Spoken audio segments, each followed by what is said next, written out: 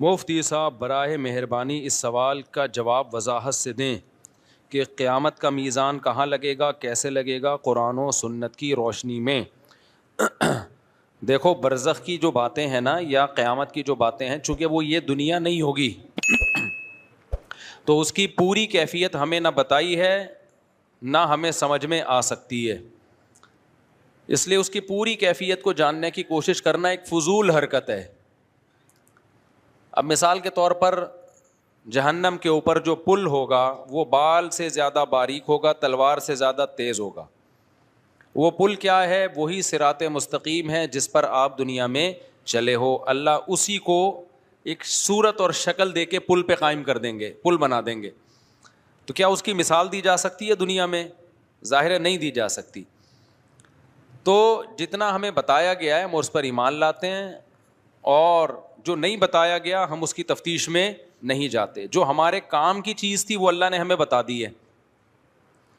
اس کی مثال ایسے ہے جیسے مشرکین نے پوچھا روح کیا چیز ہے؟ روح جو ہماری باڈی میں روح ہوتی ہے نا، جس کی وجہ سے ہم زندہ ہوتے ہیں.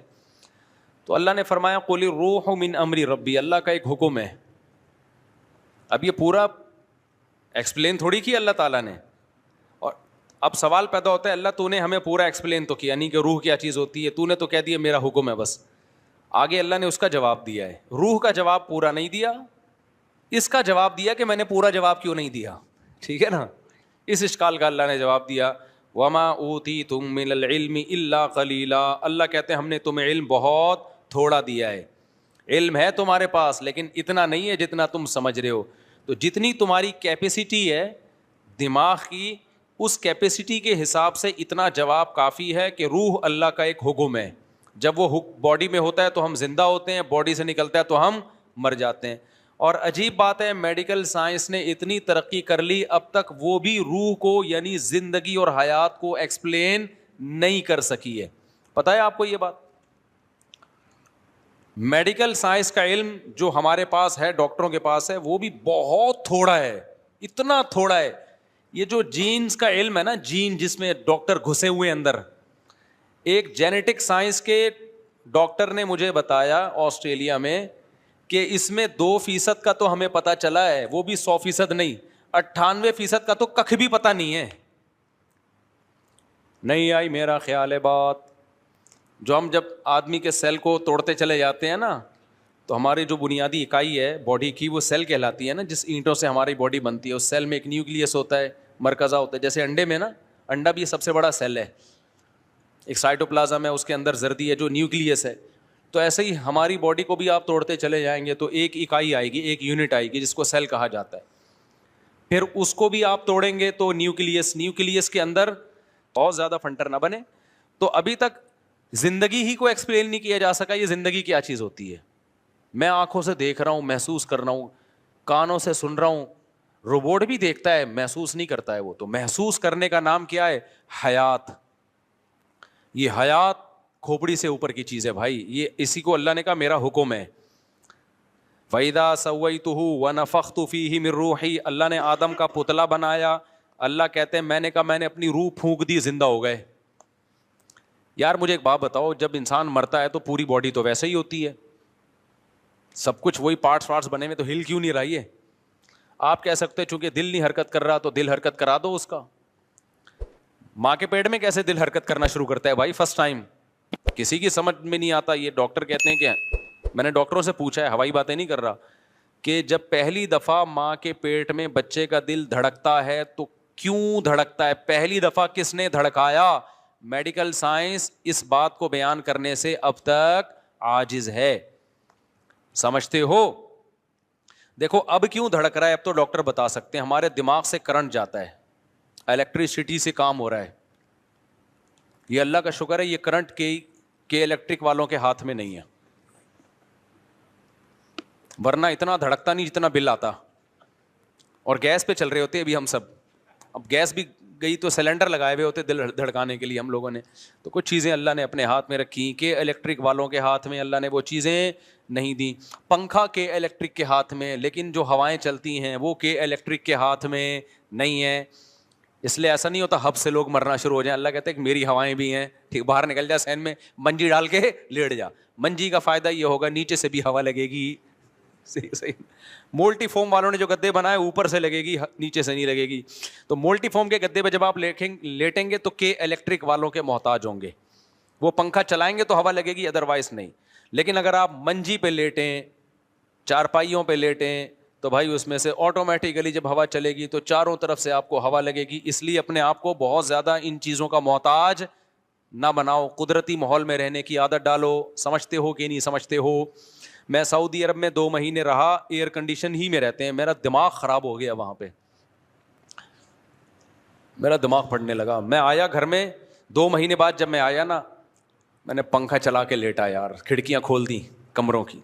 خدا کی قسم, جو نیچرل میں مزہ ہے نا وہ آرٹیفیشل میں نہیں ہے. پتہ نہیں لوگ 24 گھنٹے اے سی میں بڑھتے کیوں نہیں ہیں, عجیب ذہنی کوفت ہونا شروع ہو جاتی ہے. عادی ہو گئے ہیں, ہم نے اپنے آپ کو عادی کیا ہی نہیں ایئر کنڈیشن کا. تو میں کیا کرتا ہوں, میں تو آتا ہوں, میں آیا, میں نے گھر کے چاروں کھڑکیاں مڑکیاں کھولی آرام سے. گھر ایسا بنایا کوئی کھڑکیاں کھول کے بے پردگی نہ ہو. آج کل گھر بھی اس طرح کے ہوتے ہیں کہ وہ کہیں نہ کھڑکی کھول سکتا ہے آدمی, نہ کہیں صحن میں لیٹ سکتا ہے. تو اس سے یہ جو نیچرل لائف ہے نا یہ سکون دیتی ہے انسان کو. پنکھے کی بھی اپنا مزہ ہے بھائی, اگرچہ پنکھا نیچرل نہیں ہے لیکن اس کو ڈنگ ڈنگ ڈنگ کی آواز کا اپنا مزہ ہے. ابھی تمہیں اگرچہ تم لوگ دین سننے کے آئے تھے لیکن تھوڑی سی باتیں بھی سن لو نا. میں جب جاپان گیا نا ابھی, تو مجھے جو کمرہ دیا ارشاد بھائی نے, وہ اس میں سردیاں تھیں تو پنکھا تو چلا نہیں سکتے تھے. اب ہیٹر چلاتے تو مجھے ہیٹر سے تکلیف ہوتی ہے. یہ جو ہیٹر ہوتا ہے نا ایئر کنڈیشن میں, جو ہیٹر بھی چلتا ہے نا, یہ عذاب ہے. یہ گیس کا ہیٹر بھی ایک عذاب ہے. لکڑیوں کی آگ بھی ہم نے تاپی ہے, اس میں وہ ٹینشن نہیں ہوتی جو گیس کے ہیٹر میں ہوتی ہے. پتہ ہے آپ کو, لکڑیوں کی آگ جلا دو نا کمرے میں, اس سے جو ہیٹ ملتی ہے اس سے آدمی اسٹریس ڈپریشن میں نہیں جاتا. یہ جو گیس کا ہیٹر ہے نا یہ عجیب سی چیز ہے یہ. تو میں نے کہا بھائی ہیٹر نہیں چلاؤ, نہ اے سی والا ہیٹر چلاؤ اور نہ گیس والا. اب سردی بہت ہے تو ڈبل رضائی لے لیں گے ہم, کوئی بات نہیں. اب جب ڈبل رضائی لے رہے ہیں تو اب پنکھے بھی نہیں چل رہے, ہیٹر بھی نہیں چل رہا, کچھ بھی نہیں, تو آواز, اب کوئی ذرا سا ٹھک ہو آواز آتی ہے. ساتھ میں ان کے بچے تو بات چیت کریں گے, شور شرابہ کریں گے, نیند ہی نہیں آ رہی. تو میں نے کیا کیا, میں نے کہا مجھے تو پنکھا چلانا ہے. پنکھا تھا ہی نہیں, سوری, جاپان میں سرد علاقوں میں تھوڑی پنکھے. تو میں نے کیا کیا, میں نے کہا یار یوٹیوب ہر بیماری کا علاج ہے, مجھے چاہیے پنکھے کی کڑنگ کڑنگ آواز. ہم تو عادی ہیں اس کے کڑنگ کڑنگ آواز سے, گڑنگ گڑنگ ایسے. پنکھا جتنا بیکار ہوگا نا اتنا اچھی لوری سناتا ہے. پنکھا جتنا خراب ہوگا نا, کڑنگ گڑنگ گڑنگ گڑنگ ایک فریکوینسی کے ساتھ وہ گڑنگ گڑنگ کرتا ہے, اس کا اپنا مزہ ہے یار. بچپن یاد آتا ہے, بچپن یاد آتا ہے. پہلے بڑے آڑے ترچے پنکھے ہوا کرتے تھے نا, گڑنگ گڑنگ گڑنگ گھوم رہے ہوتے تھے, لگتا تھا یہ ہم پہ گر جائے گا. اور ایک دفعہ میں نے پنکھا گرتا ہوا بھی دیکھا ہے.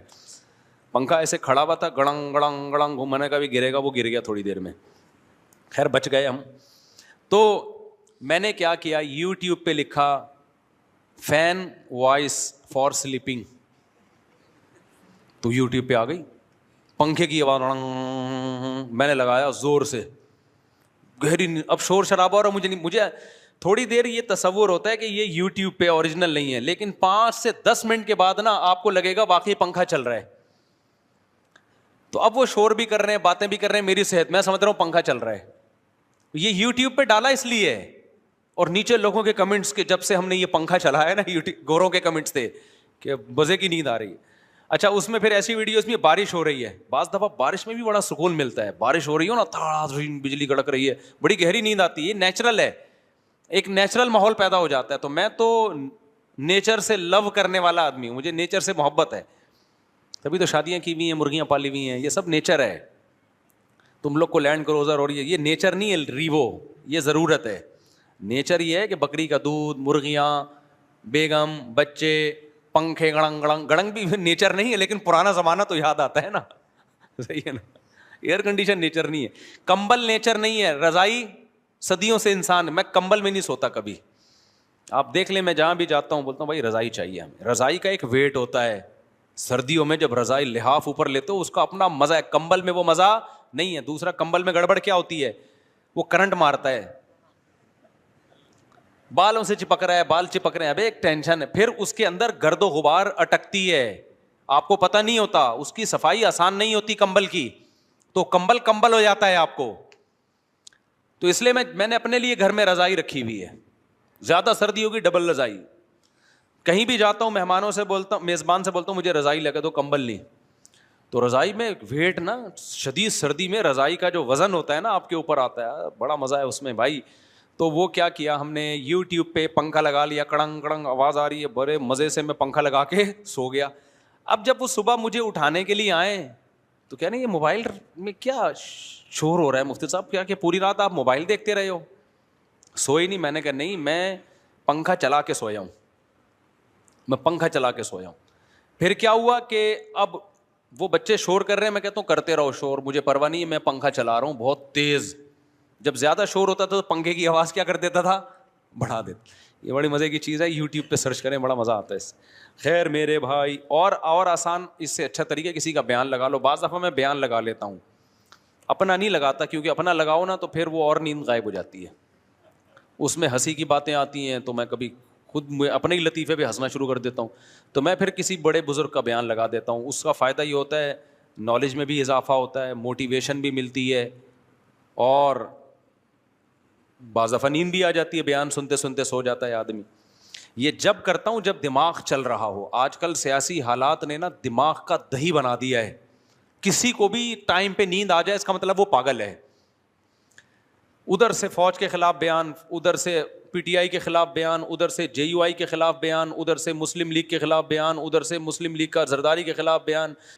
ویڈیوز بھی دیکھ رہے ہیں, صحافیوں کو بھی سن رہے ہیں, ادھر کی سنو ادھر, اتنا دماغ کی دہی ہو جاتا ہے. پھر میں بند کر دیتا ہوں, دفع کرو یار, ایسی کی تیسی, ہم اگلے کی ٹینشن اپنے اوپر کیوں لیں. تو اس کے لیے پھر رات کو پنکھا چلانا بولو ضروری ہے. تو پھر پنکھا چلا کے سوئے. جب بھی ایسے ٹینشن ہونا, بیان لگا دو یا پنکھا چلاؤ. تو خیر کہاں سے کہاں بات چلی گئی.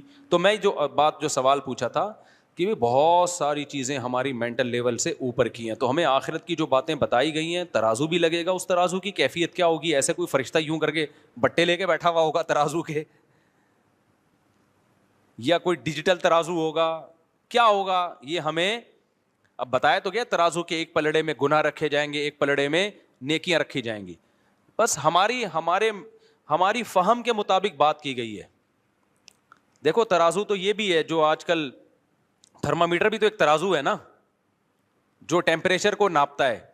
اب 1400 سال پہلے کسی کو بتایا جائے کہ ایک ترازو ایجاد ہوگا 1400 سال کے بعد جو بخار کو ناپے گا کہ کتنا ہے, تو کسی کی سمجھ میں آتی ہے یہ بات کہ بخار کیا ایک پلڑے میں لا کے رکھیں گے. نہیں بھائی, ایک جو پارا ہے نا, پارا وہ زبان کے نیچے رکھا جائے گا, وہ بتا دے گا. تو اعمال کیسے تولے جائیں گے اس کی حقیقت اللہ جانتا ہے. تو اللہ نے ہمیں جو جتنا بتا دیا ہم اس پر ایمان رکھتے ہیں. پوری کیفیات نہ ہمیں معلوم ہے, نہ ہمیں ان چیزوں میں پڑھنے کی ضرورت. جو چیز ہماری پریکٹیکل لائف سے جس کا تعلق تھا اتنا اللہ نے ہمیں بتا دیا, اور آگے ہم جانے کی کوشش کریں گے تو اللہ نے کہا وما اوتیتم من العلم الا قلیلا, تمہیں اللہ نے نالج بہت کم دی ہے. نالج کا مطلب کیپیسٹی تمہاری نالج کی بہت کم ہے, اس سے آگے بڑھنے کی کوشش مت کرو. یہی اللہ کے بارے میں بھی, اللہ عرش پر ہے, علم اور قدرت کے لحاظ سے ہر جگہ ہے. کیسے ہے بھائی ہمیں نہیں پتا, اس میں ہم جا نہیں سکتے آگے.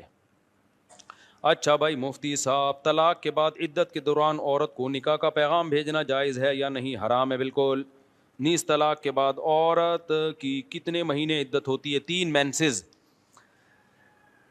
عورت کو 3 مینسز آ کے ختم ہو جائیں گے نا تو اس کی عدت پوری ہو جاتی ہے. اور اگر کوئی ایسی عورت ہے جس کو مینسز آنا بند ہو گئے ہیں, عمر زیادہ ہو گئی ہے, تو پھر 3 مہینے. اور اگر وہ پریگننسی میں تھی, پریگننٹ تھی, تو بچے کی ولادت. یہاں میں ایک اور مسئلہ بیان کرتا چلوں. آج کل ایتھیس لوگوں نے ایک بڑا مسئلہ اٹھایا ہوا ہے کہ اسلام نابالغ بچی کی شادی کی بھی اجازت دیتا ہے, اور اس کو بڑا تماشا بنا کے پیش کر رہے ہیں. ہمارے کچھ اسکالرز ان کا جواب دے رہے ہیں, مگر وہ جواب غلط جواب دے رہے ہیں. اگرچہ ان کی نیت اچھی ہے ان اسکالرز کی, اسلام کا دفاع کر رہے ہیں, لیکن وہ دفاع میں اسلام کے حکم کو بھی چینج کر رہے ہیں وہ. اور ایک مشہور جہلم کے صاحب ہیں, وہ بیچاروں کو قرآن کا پتہ وتا ہے نہیں, انہوں نے ترجمہ ہی غلط کر دیا قرآن کی آیت کا. تو سورہ طلاق میں اللہ تعالیٰ نے 28ویں پارے میں نابالغ بچی کی شادی کا باقاعدہ ذکر کیا ہے. واللائی یئسن من المحیض من نسائکم ان ارتبتم فعدتہن 3 اشہر واللائی لم یحضن. اللہ فرماتے ہیں جو عورتیں جن کو حیض آنا بند ہو گیا ہو، ان ارتبتم اگر تم شک میں ہو. وہ جہلم والی سرکار نے ارتبتم ہی کو غلط مطلب کر دیا اس کا. اگر تم شک میں ہو کہ ان کی عدت کیسے پوری ہوگی تو اللہ کہتے ہیں 3 مہینے ہیں. واللائی لم یحضن. اسی طرح جن عورتوں کو ابھی تک حیض آیا ہی نہیں ہے ان کی عدت بھی کتنی ہے؟ 3 مہینے. تو جن کو حیض آنا شروع ہی نہیں ہوتا وہ نابالغ ہی ہوتی ہیں اور کچھ اور نہیں ہوتی. تو یہ کوئی فقہ حنفی کا نہیں ہے، یہ چاروں اماموں کی یہی رائے ہے اس بارے میں. چاروں اماموں کا اتفاق ہے کہ نابالغ بچی کی اگر شادی ہوئی تو ہو جائے گی. سمجھ میں آ رہی ہے بات کہ نہیں آ رہی؟ تو آپ ملحدین کو جواب دینے کا وہ طریقہ اختیار نہ کریں جس سے اسلام ہی کی لمٹ کراس کر دیں آپ. اس کی بالکل ایسے مثال ہے، یعنی جن لوگوں نے ملحدین کو جواب دے رہے ہیں نا، کہہ رہے ہیں نہیں یہ اس سے نابالغ بچی مراد نہیں ہے، اس سے تو وہ بالغ ہے جس کو ابھی حیض آنا شروع ہی نہیں ہوا ہو. ایسا نہیں ہے، اس سے وہ بچی مراد ہے جس کو ابھی حیض آنا شروع نہیں ہوا. باقی سے اعتراض کا جواب کیا وہ میں ابھی دیتا ہوں. بہت آسان جواب ہے اس کا، اتنی زیادہ راکٹ سائنس نہیں ہے اس کے جواب میں. وہ جواب میں ابھی دیتا ہوں آپ کو. یہ بالکل ایسا ہی ہے جیسے جب غیر مسلموں نے اسلام پہ اعتراض کیا نا، 4 بیویاں اسلام میں اجازت ہے، تو بعض اسکالر نے، غامدی صاحب نے کیا کیا، ایکچولی کر کے اس 4 بیویوں کا ہی بیڑا غرق کر دیا.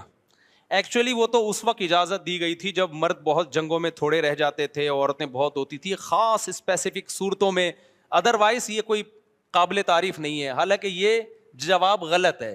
آپ غیر مسلم کو مطمئن کرنے کے لیے، اگرچہ آپ کی نیت اچھی ہوگی کہ بھئی اسلام پر اعتراض اٹھ رہا ہے تو اس کا جواب دے دیا جائے، نیت پہ ہم شبہ نہیں کرتے، لیکن یہ جواب غلط ہے. 4 شادیاں پوری امت کا اجماع ہے کہ جنگوں میں مرد کم ہو یا زیادہ ہو اس سے کوئی فرق بولو نہیں پڑتا، اجازت ہے ہمیشہ سے، آج اجماع امت ہے یہ. تو اس میں غیر مسلموں کو آپ مطمئن کرنے کے لیے ایسا جواب دینا شروع کر دیں کہ اسلام ہی کو چینج کر دیں، یہ طریقہ ٹھیک نہیں ہے. وہ کبھی بھی مطمئن نہیں ہوں گے. اگر آپ نے ہر چیز کو اپنی عقل سے ہی فیصلہ کرنا ہے تو پھر یونائٹڈ نیشن کو آپ اپنا خدا بنائیں، آپ اس سے پوچھیں. وہاں بڑے بڑے ماہرین بیٹھے ہوتے ہیں، عقل سے فیصلہ کر رہے ہوتے ہیں کیا بہتر ہے کیا بہتر نہیں ہے. جب وحی کی تعلیمات سامنے آتی ہیں تو کچھ چیزیں تو ایسی ہوں گی جو آپ کی عقل کے مطابق ہوں گی، کچھ چیزیں ایسی ہوں گی جو آپ کی عقل کو سمجھ میں نہیں آ رہی ہوں گی. وہاں آپ کو اللہ کے سامنے ہتھیار ڈالنے پڑیں گے. اگر سب کچھ عقل سے ہی پوچھنا ہے تو اللہ رسول کی آپ کو پھر ضرورت کیا ہے؟ میں سمجھا پا رہا ہوں اپنی بات؟ پھر تو ہومو سیکسولیٹی کو بھی عقل سے آپ کیسے غلط ثابت کرو گے؟ کہیں گے جب اس کا وسیم کا دل کر رہا ہے فلانے کے پاس جانے کا تو دونوں جب راضی ہیں تو کسی تیسرے کو کیا تکلیف ہو رہی ہے؟ آپ عقل سے کیسے غلط قرار دو گے؟ اور ہو سکتا ہے 100 سال کے بعد جا کے نا، جب یہ ہومو سیکسولیٹی سوسائٹی میں بہت عام ہو جائے گی تو یہی اسلام جس نے ہومو سیکسولیٹی کو حرام قرار دیا ہے، یہی حرام قرار دینا ہی دنیا کی نظر میں اسلام کے لیے ایک عیب بن جائے گا کہ دیکھو ایک چیز اتنے لوگ کر رہے ہیں، خوش ہیں، ان کی ڈپریشن دور ہو رہی ہے، اسٹریس دور ہو رہی ہے، اسلام بلا وجہ ان کو کیوں روک رہا ہے؟ اس میں کیا خرابی ہے؟ تو آپ کیسے ثابت کرو گے کیا خرابی ہے؟ تو اس لیے اسلام میں صرف حنفیوں کے یہاں نہیں ہے. وہ جہلم والی سرکار نے بولا ہے کہ حنفیوں نے اور پتہ نہیں اس طرح کی جو ان کی عادت ہے. ایک تو میرے سے جہلم والی سرکار کا پورا بیان کبھی سنا ہی نہیں جاتا. ٹو دا پوائنٹ بات کم ہوتی ہے اور اس میں اشرف علی رسول اللہ، چشتی رسول اللہ، فلانا رسول اللہ، دیوبندی، بریلوی، وہ بھائی آپ جب کوئی علمی بات ریکارڈ کروا رہے ہو ٹو دا پوائنٹ بات کرو آپ، تاکہ اگلا بھی سن سکے آپ کی بات کو. تو میں نے وہ سنا ہے بڑی مشکل سے. تو اس میں جہلم والی سرکار نے ترجمہ بھی غلط کیا ہے، اور جو چیز ان کی مرضی کے خلاف ہوتی ہے وہ حنفیوں کے کھاتے میں ڈال دی جاتی ہے کہ حنفی یہ کہتے ہیں، حالانکہ حنفی نہیں کہہ رہے ہوتے، سبھی کہہ رہے ہوتے ہیں. تو یہ اجماعی مسئلہ ہے کہ نابالغ بچی کی شادی بھی کیا ہے؟ جائز ہے. ہاں قابل تعریف نہیں ہے. اب میں اس کی ایک الزامی جواب دیتا ہوں. دیکھو نابالغ بچی ہو یا بالغ بچی ہو، رخصتی کے قابل اگر اس کی باڈی ہے، مینٹلی اور فزیکلی وہ اس قابل ہے کہ شوہر اس سے ہم بستری کر سکے، تو لڑکی بالغ ہو یا نابالغ ہو دونوں کی رخصتی جائز ہے. اور اگر لڑکی کی فزیکل گروتھ نہیں ہوئی ہے یا مینٹلی گروتھ نہیں ہوئی ہے تو چاہے بالغ ہو یا نابالغ ہو دونوں صورتوں میں اس کی رخصتی ناجائز ہے. سمجھ میں آ رہی ہے؟ رخصتی کا مدار اس پر ہے کہ لڑکی فزیکلی ہم بستری کے لائق ہوئی ہے اور مینٹلی اس قابل ہوئی ہے کہ نہیں ہوئی ہے. اگر وہ فزیکلی اور مینٹلی اس قابل نہیں ہے تو پھر اس کی رخصتی کرنا ناجائز ہے، حرام ہے.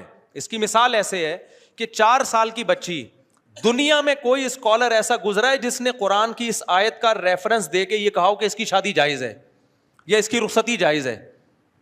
کوئی گزرا ہے ایسا دنیا میں؟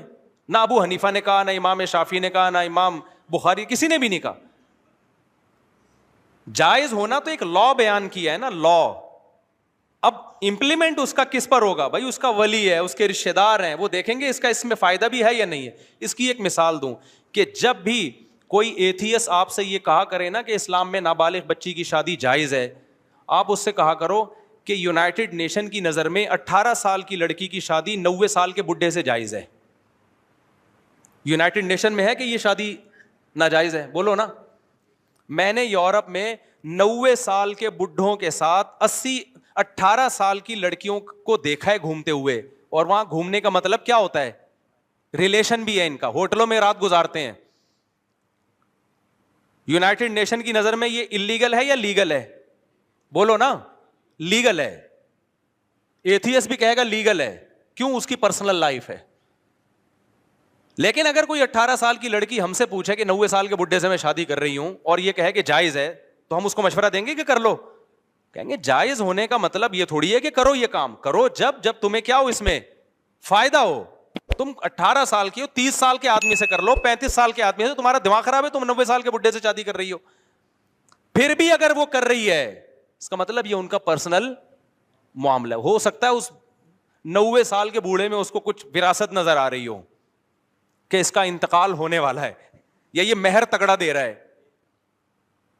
تو اسلام نے نابالغ بچی کی شادی کو جائز قرار دیا، ترغیب نہیں دی ہے. ترغیب بلوغت کے بعد ہے. جائز کیوں قرار دیا؟ بعض دفعہ بچی کی گروتھ اتنی زبردست ہوتی ہے کہ 13-14 سال کی بچی دیکھنے میں 18-20 سال کی لگ رہی ہوتی ہے. باپ کو یہ خطرہ ہوتا ہے کہ اگر میں نے بلوغت تک انتظار کیا، یہ دیکھنے میں انٹی لگے گی. اور یہ گراؤنڈ ریئلٹی ہے، مشاہدے پر مبنی حقیقت بیان کر رہا ہوں میں، یہ مشاہدہ ہے.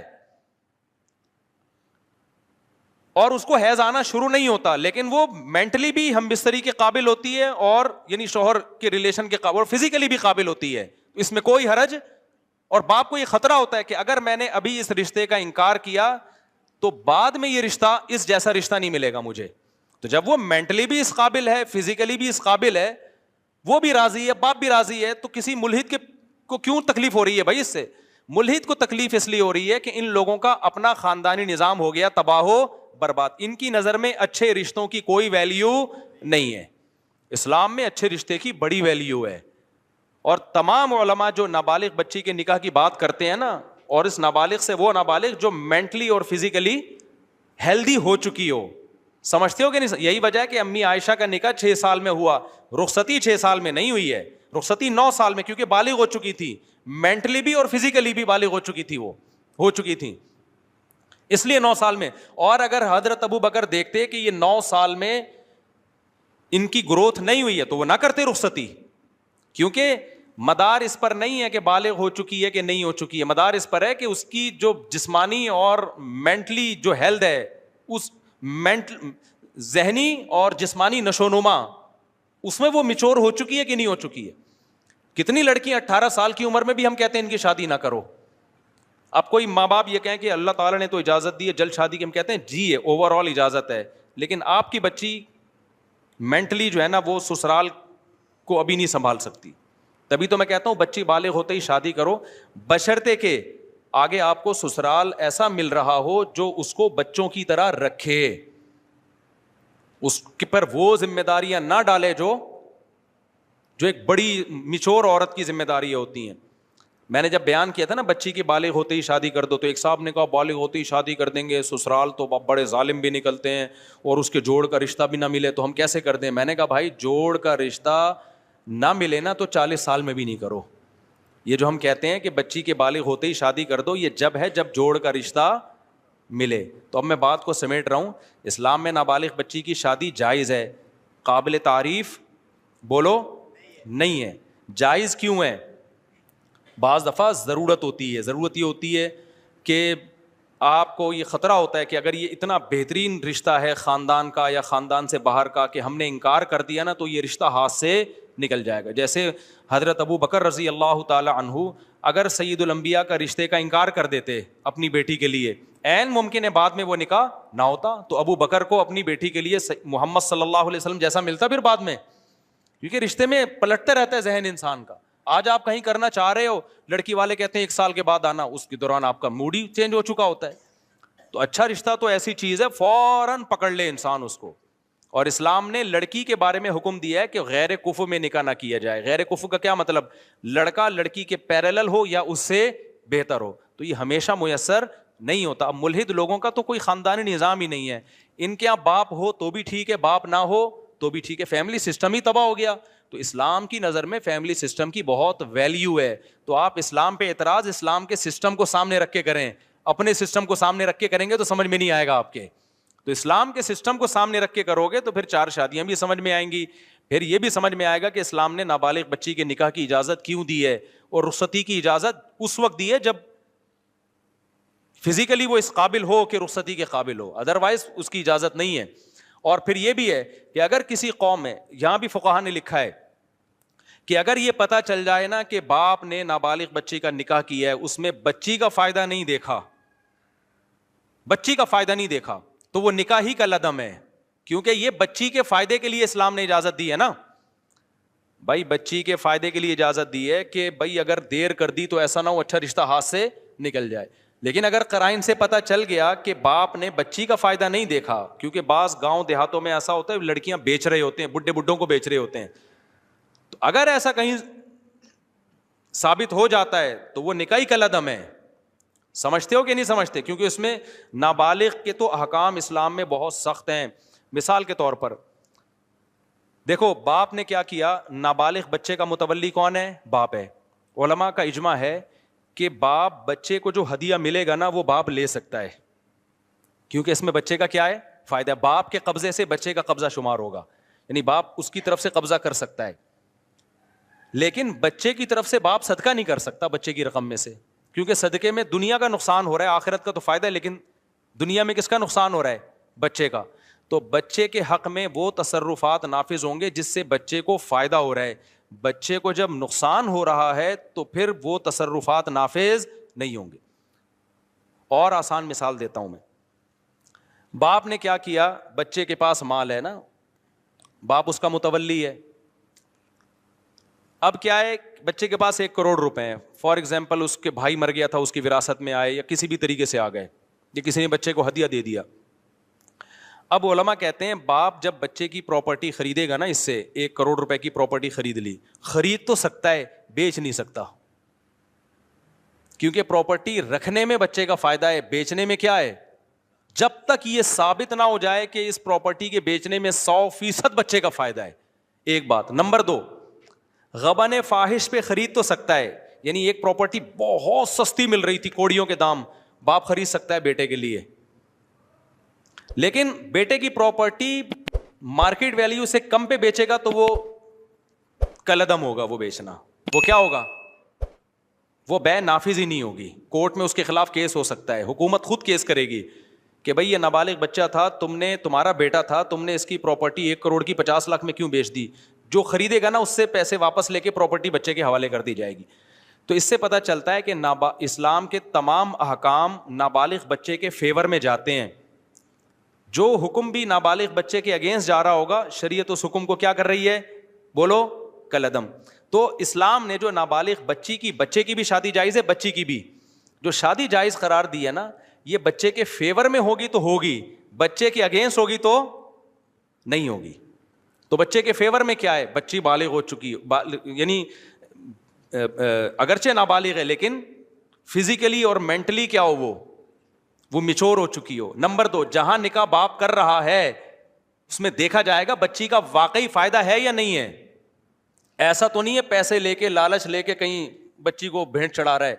اگر ایسا کوئی تصرف ہے تو پھر نافذ نہیں ہوگا. اور آسان مثال دیتا ہوں, نابالغ لڑکے کی بھی شادی جائز ہے. اب نابالغ لڑکے کے تمام امور کس کے ہاتھ میں ہوتے ہیں؟ باپ کے ہاتھ میں. اب کمال کی بات دیکھو, نابالغ بچے کی طرف سے باپ نکاح کو قبول کرے گا لیکن طلاق باپ نہیں دے سکتا. نابالغ بچہ تو ویسے ہی نہیں دے سکتا کیونکہ اس میں اس کا نقصان ہے نا طلاق دینے میں. تو بچہ وہ تصرفات بچے کے اوپر نافذ ہوتے ہیں جس میں بچے کا فائدہ ہے. جن میں بچے کا نقصان ہے نا, وہ بچہ بھی نہیں کر سکتا. نابالغ بچہ صدقہ نہیں کر سکتا. پتہ ہے آپ کو, اگر نابالغ بچہ آئے 10 11 12 سال کا, مجھے اپنی گھڑی گفٹ دے دے اور دل کی خوشی سے دے, 2 آدمی اس پر گواہ بھی ہوں, تب بھی شریعت میں وہ گفٹ میرے لیے حلال نہیں ہے. کیوں؟ اس تصرف میں بچے کا نقصان ہے.